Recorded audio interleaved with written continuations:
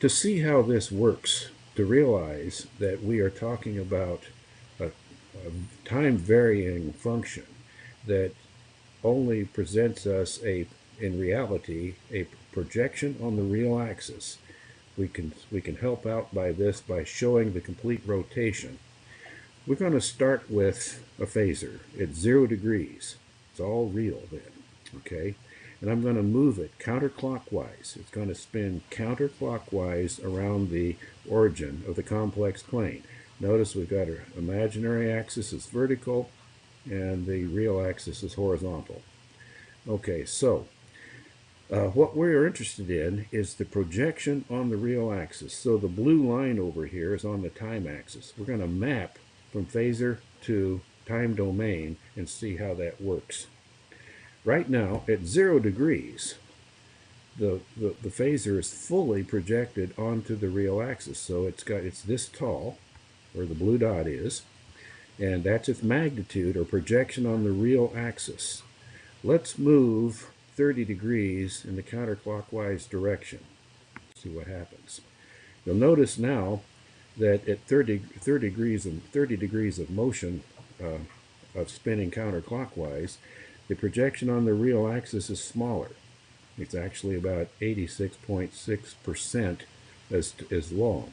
And so 30 degrees later, or the time it took for to move 30 degrees over counterclockwise is here. And so we project the length. We're also going to play connect the dots here, where we put the dots together and see how it traces out a sinusoid, actually a cosine in this case. Let's move another 30 degrees to get it out to 60. All right, now the projection on the real axis is quite a bit smaller. It's actually down to 1/2 of the peak now at 60 degrees. And we'll draw the new blue line here, right there, and we'll connect the dot again. And then let's keep doing this. Let's move another 30 degrees. At this point, we're clear up at 90 degrees. The projection on the real axis is now 0. So here we are at the 0 line, right here, at this point. And let's go another 30 degrees in the counterclockwise direction. And now the projection on the real axis is actually negative, and it's 1/2 the length. So we're down here in the negative area, right there. Now we'll go another 30 degrees to take us up to 150 degrees. And now we're a little bit longer, but negative. Projection on the real axis is not so, is bigger than it was, but negative. And so we're down to here. And watch the trace as we're tracing out this waveform. And let's go another 30 degrees, take it out to 180 degrees.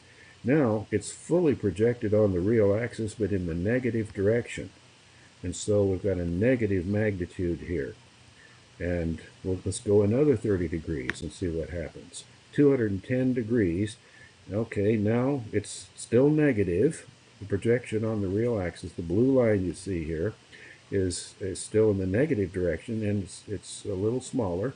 It's about minus 86.6% of the magnitude now, but negative. And then we'll go another 30 degrees to get us to 240 degrees.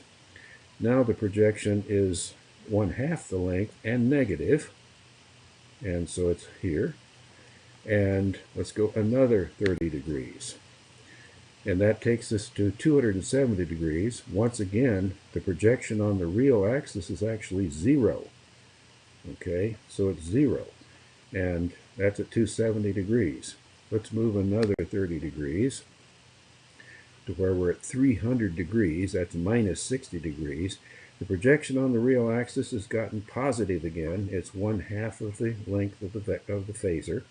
And so we're up here now. And let's go another 30 degrees, and we're at 330 degrees, or minus 30. And so the projection on the real axis is now 86.6%, and it's positive right here. And finally, we'll complete the circle going to 360 degrees. It's now fully projected on the real axis, and we have traced out a cosine wave.